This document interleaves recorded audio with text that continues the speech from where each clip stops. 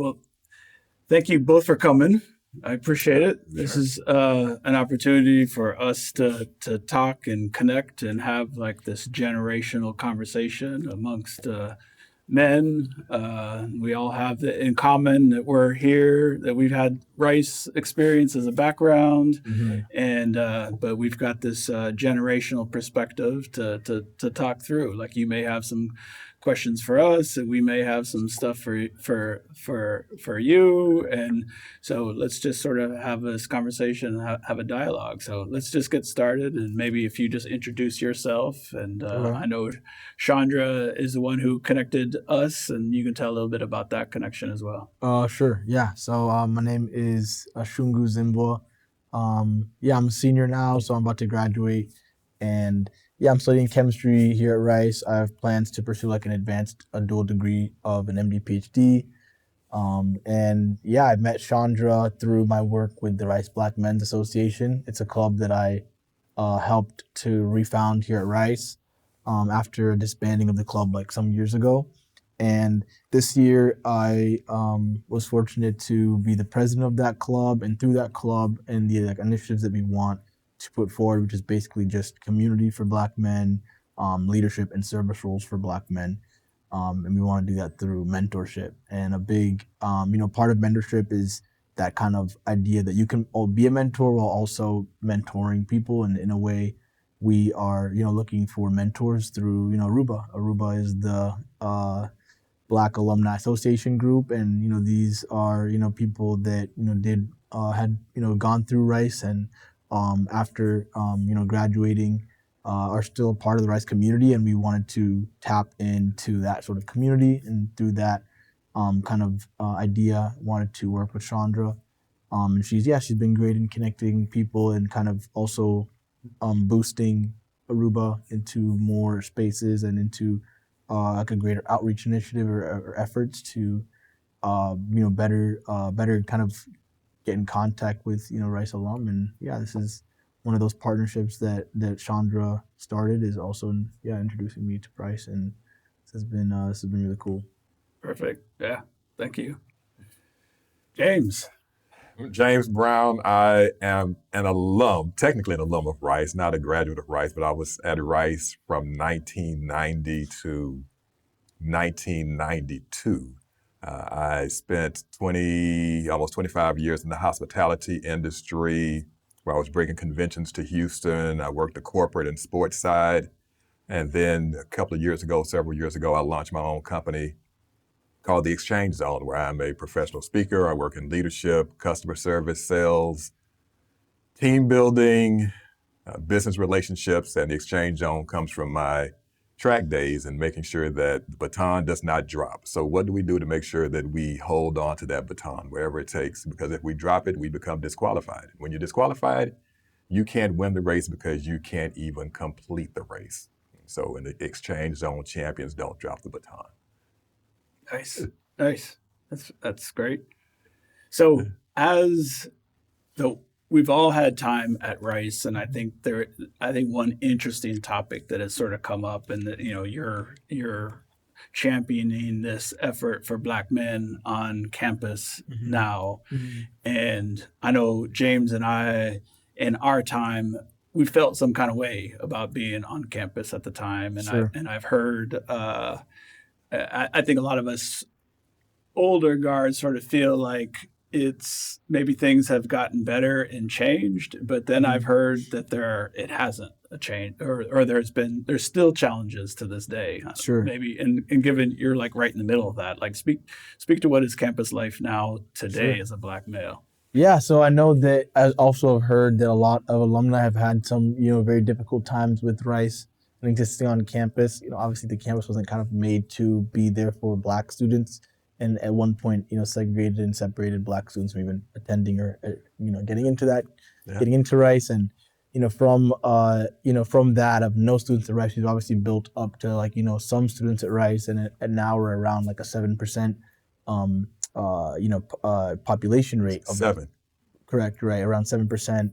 And the new and that is like after affirmative action has been canceled, and now it's harder to look at race in applications, and there's stricter guidelines around the acceptance and reading of applications for students that include race in those applications, and that makes it it harder to get students. But I do know that Rice and President DeRoche have expressed a commitment to maintaining high levels of diversity, and we'll have to see what those look like in the new classes that come up. But we do know that the years after that ruling by the Supreme Court, the numbers have dropped. So we will see. On campus, I would say that I can't necessarily compare, but I will say that a big issue is you're always going to find like microaggressions and a lot of ignorance and bias in professors and your classmates in their beliefs in you and their assumptions about you. I think one of the biggest issues currently is that there is no standardized like reporting system for when incidents do happen. I think most Black students know that they will experience some sort of racism or maybe microaggression, maybe something more strong, something more strong than that. And I think that we are prepared to experience that coming to the school, but I don't necessarily think that Rice has like the tools to meet the students when those issues do come up. Like for example, for me and a lot of other of my classmates, when we have issues with like professor or like another student, there is no place that we can go to say that we had this issue and that this professor needs to be at least like talked to, potentially needs some training, potentially needs to be handled by like this situation needs to be handled by a professional.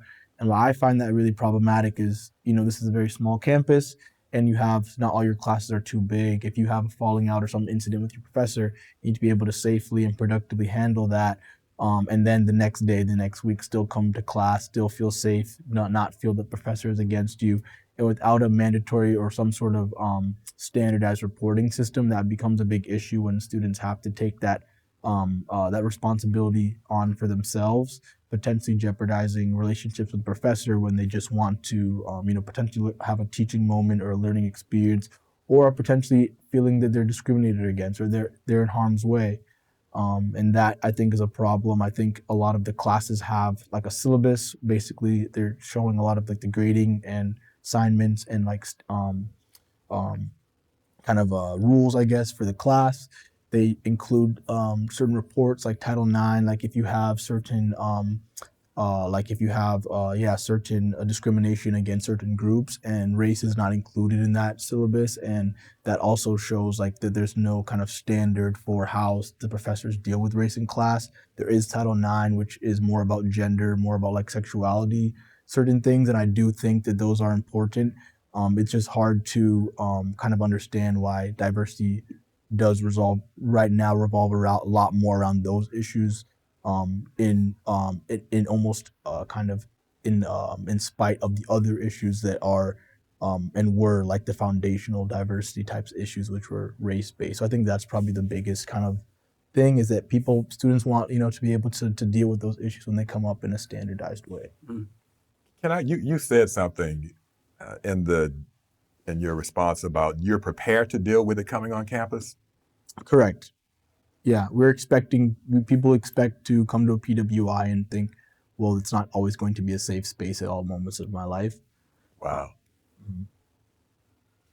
What would you, now that you're a senior, if you could go back and talk to your freshman self, like what would you tell your freshman self about what life is going to be like on campus, and what might you have done a little bit different?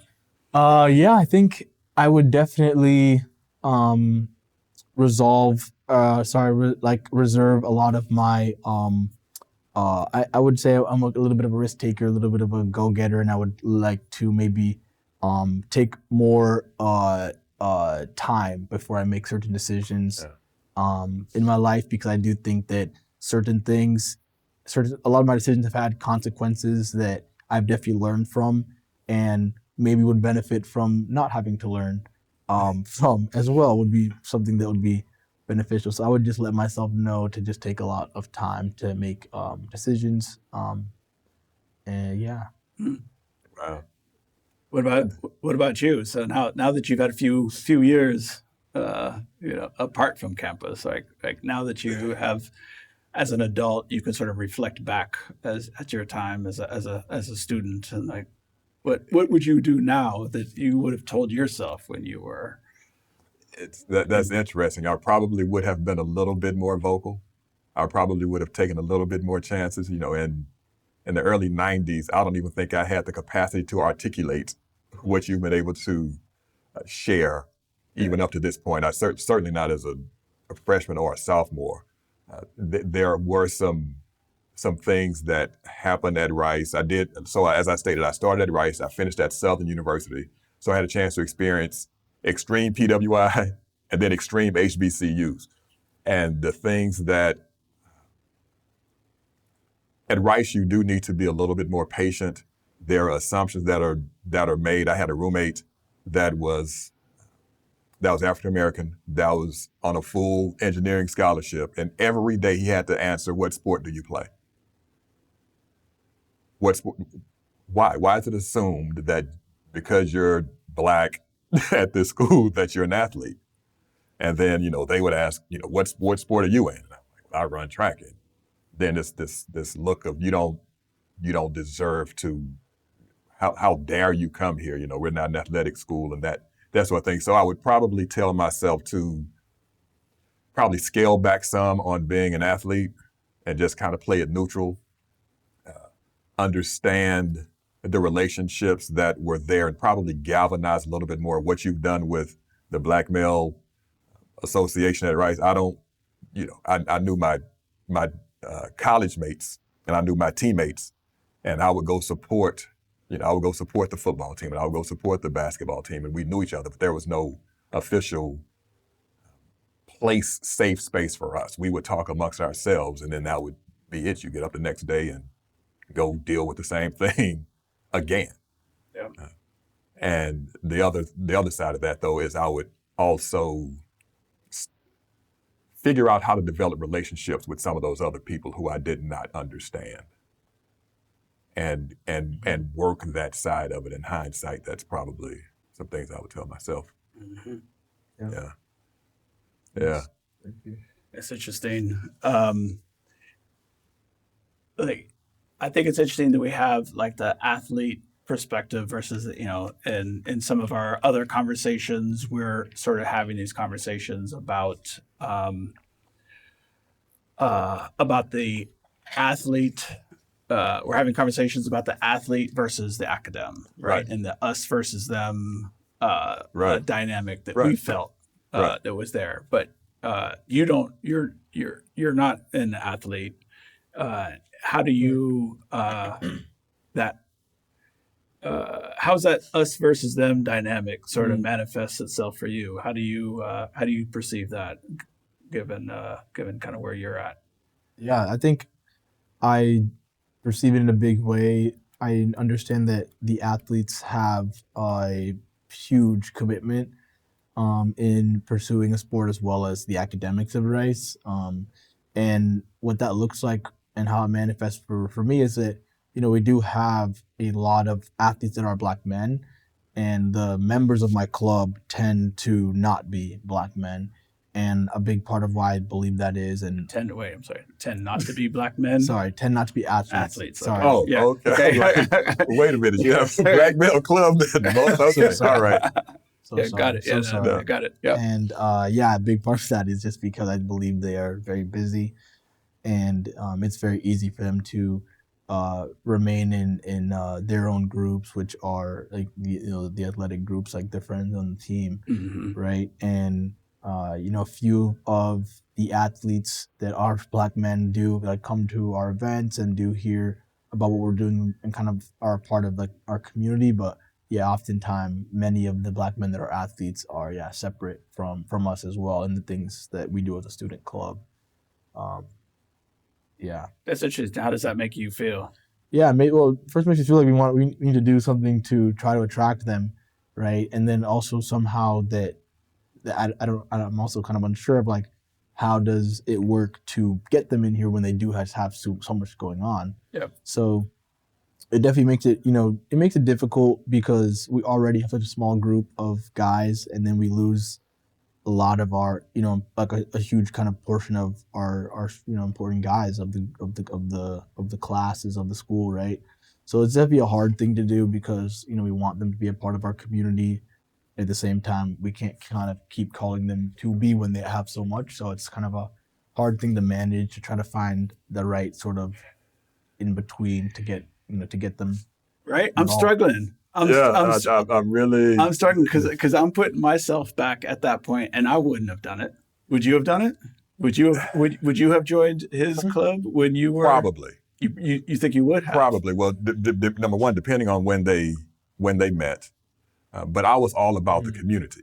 I've always been, what can I do to be part of the community? So if there was a group that was non-athletic, I would go try my best to support. But I'm also thinking, what stereotypes that cast? I'm already an athlete, which is a negative connotation, and then you add this Black club to that at this institution. So now I'm double negative. Well, no, I'm an athlete, I'm a male, I'm Black, Right. part of this club. I mean, the boxes to check and the negative seem to keep growing because of what perception-wise. Yeah. I mean, it's a lot to deal with, but I'm sure I would have attempted to go and see what was going on. Yeah, but why I'm interested? Why wouldn't you have gone? I think it's when you're you sort of speak as athletes, we sort of have our bubble, right? That we're in, Right. And and those ends up being your posse, Right. right? Right. And so you, but reflecting back at where I am at now, like I reckon if that group existed and I didn't go, I'm telling myself now, back then, that would have been a mistake. I should have gone, right? Because it's these lifelong relationships that we build, and any opportunity that you have a chance to kind of build and grow relationships and connect with people at a deeper level is like, I mean, that's why we're doing this podcast, right? Absolutely. Yeah. But I think you can go to this. So I want to go back to this us versus them thing, because I don't remember non-Black athletes supporting even the athletes. Non-Black athletes. I mean, I'm sorry, I don't remember, the Black non-athletes supporting the athletes. Yeah. Like, I don't remember anybody going to the basketball game except the athletes. I don't remember anybody going to the football games except the athletes. Well, there,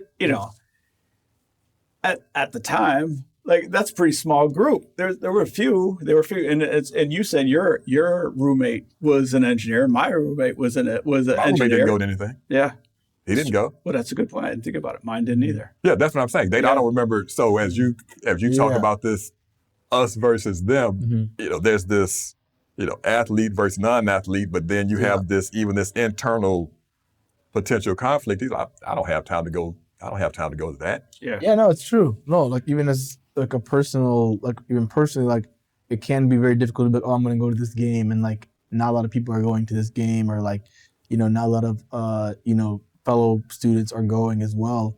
And for a lot of us, we just say, even personally, like, oh, we're very busy. Like it's like we have things to do, but like going to these games aren't necessarily a priority. Like me, I've been to like a few basketball games, a few football games, but that's like in my entire 4 years. It's not like a large amount. And I remember a couple of times when there are some events where like you make posters for the team and then you go, but that's like some efforts to get people to go, because like we're in a community where like now we're all making posters, and then now we're all bringing these posters to the game, and like that was really cool because there were so many people at that event where we did that. So I don't know. I do think that's a big issue, like people trying to support. I think like, certain events where we like come together, maybe do something intentional for them, and then bring that to the games. That worked in the past, so that might be something. But as an athlete, you could think, you're not supporting me. Why am I supporting you? You don't come to my stuff. Why am I going to yours? Right. I don't know. I mean, I'm just thinking. I'm just thinking it's a about good it. question. Like, but where does that stop and start? Like, because if everyone has that attitude, then nobody ever connects anywhere. But I think right? that's also part of our responsibility when you start talking about mentorship. Yes. Hey guys, we have to figure out a way to support each other in all of our endeavors, whether it's music or engineering or STEM or social or, hey man, you can't come to the whole game. Just show your face a little bit. So at least I know I don't know, but I think that's part of that's why these conversations are so necessary, because I would not have thought about it until you bring this up. Yeah. And it's like, nobody came to the track meets. Right. Nobody. When I went to the basketball game, it was me and the football team. Or, the couple of track guys and some football guys would hang out and go support basketball. At football, it'll be some football guys and at the football game, be some basketball guys, a couple of track guys. Nobody went to baseball to support them. And if you had something that you didn't support me, just even if it's subconsciously, you don't support me, I don't support you. Mm-hmm. Yeah. Wow. And I think that's why we need to have more of these types of conversations, right? Where we need to break these things down, because what I find, and I think Black men in particular, like we're very self-sufficient, we're very independent, right? And and we're like, all right, I got this, right? And then 5 years goes by, 10 years goes by, and we're out there fighting a good fight, right? And we're all trying to do the thing. But and it was this what I was telling before we were on camera, right, where we had a mixer where we were all together, and I'm looking around at this room. I was like, man, there is a lot of power in this room, right? And we need to do a better job of supporting this community, the Rice community, and a lot of us have had common experiences. Yeah. And that was my takeaway as I was talking to different people is I think we all have different stories, but like every one of us feels some kind of way. Yeah. Like we went through it. Yeah. Like to attend Rice, we went through it. Right. And we all and so like once we've graduated, I'm done. Yeah. So I'm out. Y'all ain't gonna hear from me again. Right. And don't call me asking for money. Right. Right. And but I think we can do a better job of supporting each other. Yeah. Right. Yeah.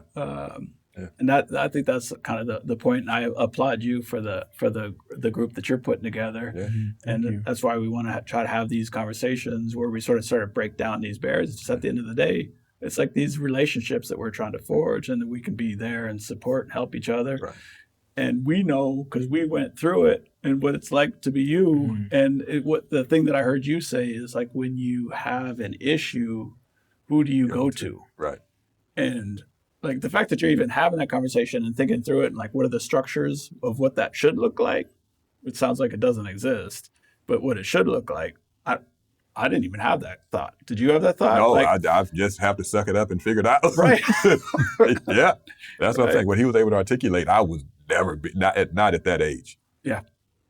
Not then. And then we get into these positions where we insulate and isolate. I don't want anybody to know I'm struggling. Right. I don't want anybody to know, when in actuality, now that we're older, everybody was struggling. Everybody was emotionally tired, drained, fighting just to be relevant. And we would never have those. I don't remember having those conversations. Yep. I had, somebody told me, and I don't want to put out any names, and I think this is one of the worst ones that I've heard, but like we've all, like, I don't know.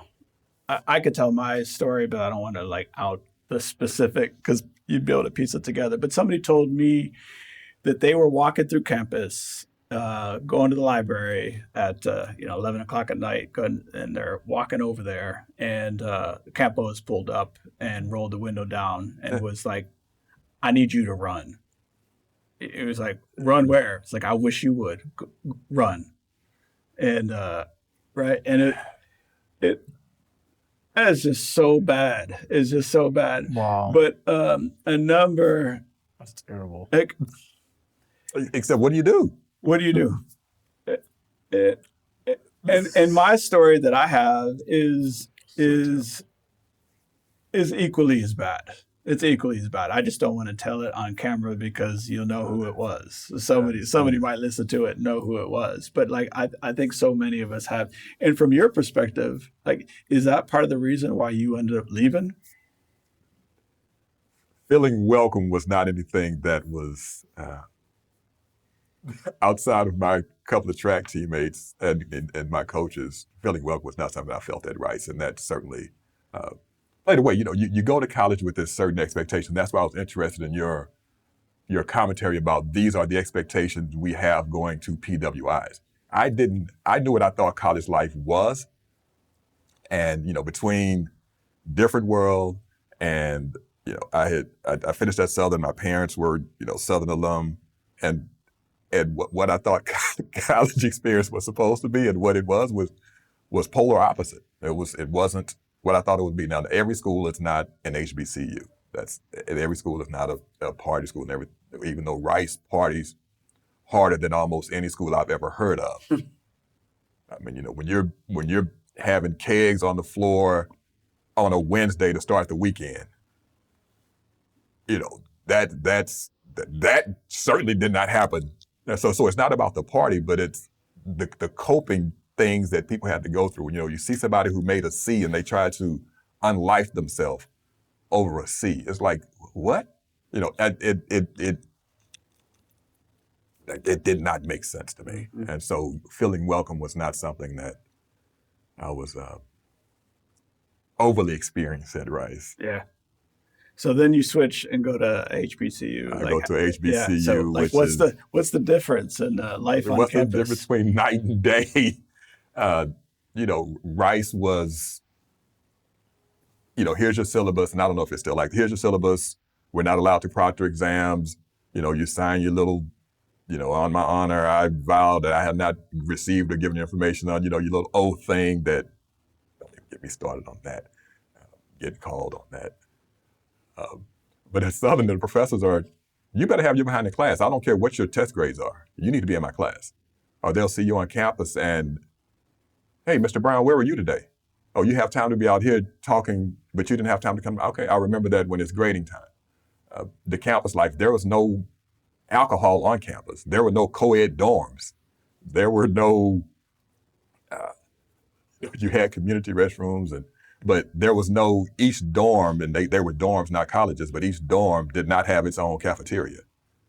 Everybody had to go to one gathering spot. We knew where to hang out. And then, you had, the Black Student Union and the band, the Black Men's this and that. And being an athlete was not anything that was separated from, because, if you're on a campus with 7,000, 8,000 students and almost half are men, it's not uncommon. The minority was the white guy who would walk around campus. Mm-hmm.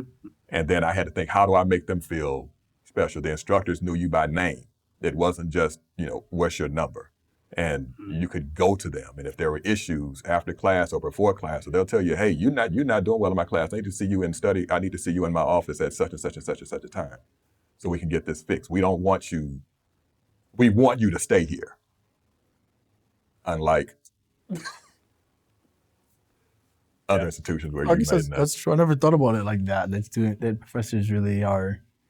I guess I didn't even know that was a thing in college, that professors are in like your kind of business in that way, where they're like very attached to how you're doing in the class and very attached to what your role is in the class. Whether you're coming, whether you're attentive, whether all these things. So absolutely, that definitely sounds very different than kind of Rice, because Rice definitely is a little bit more. It's much more, I would say, maybe independent in that professors are just letting you do what you want to do. What you want to do, even if it's even on the exam or on this homework assignment, or just like we have to just leave it, trust, and then you sign it, and then it just move forward. So they're all in your business, and don't let them know your parents. I mean, it's They would also come to your events. I saw you do so and so and so, so I read about you in the paper. Keep rolling.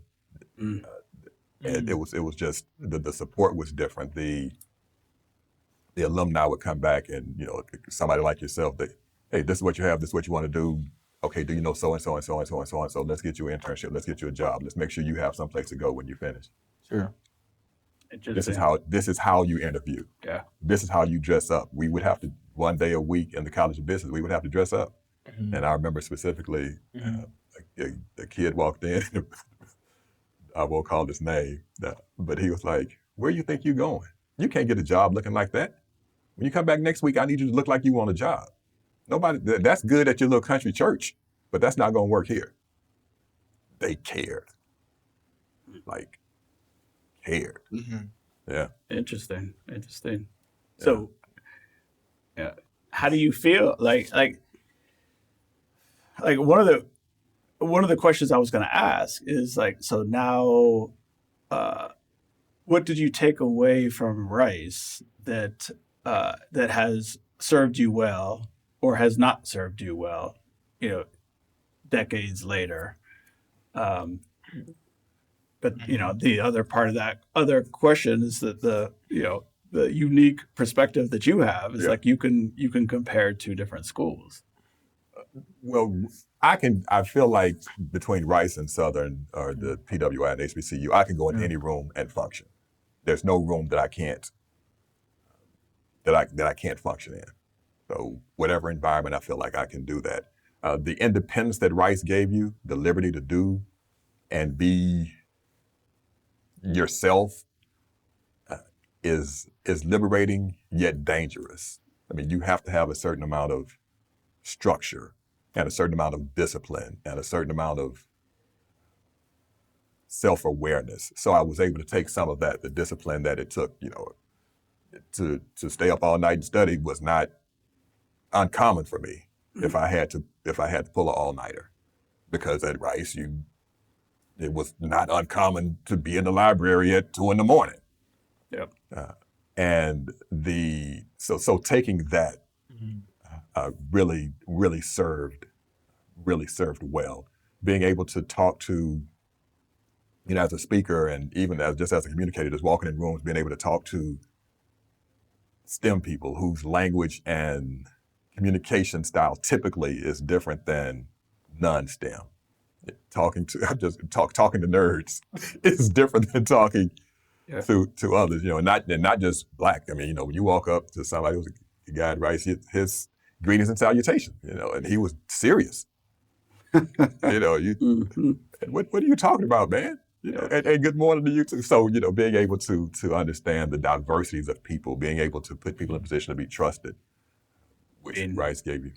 Be comfortable around that. And right? being comfortable around it. Yeah, being able to flourish. Yeah.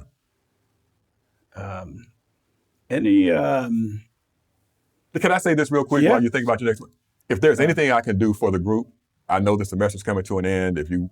I'll come in. If you want to pass my name on to the next leadership, I will come in and speak and share whatever it is that you want to do. I know you're doing a good thing. Support is, in our age group, I'm old enough to actually be that. But we weren't. Knows how hard that was to say. That's very hard to say. But we weren't, we were, I was taught, you suck it up and figure it out. And it's detrimental in some ways. And so if ways I can give back, I'm here because Bryce asked me to come. But if there's anything I can do to help, personally, professionally, career-wise, soft skills, whatever that looks like, I'm making myself available. I will be a resource to give back. Yeah, we appreciate. I appreciate that. I know, the group, we appreciate, all the alum wanting to help back or help out and come back and be a part of our community. So definitely, we appreciate that. And yeah, we're looking for, definitely ways to connect in a very serious way with the alum. And I would say continue to be in contact with Bryce and Chandra and that community, because we want to keep growing that alum community so we can just directly tie it to the undergrads. So thank you. Yeah, I mean, and that's what it should be about, right? It should be I wish I had that when I was there. My first job that I got was because it was a family connection. Right. And I didn't have that giant A&M network of Right. to call up and just like, oh, there's 30 people in this career choice that I can just call up and just, and I didn't feel like I had that. Right. But I feel like we've had, it was just interesting. This past weekend, we had the 60th year of the first Black person who matriculated to Rice.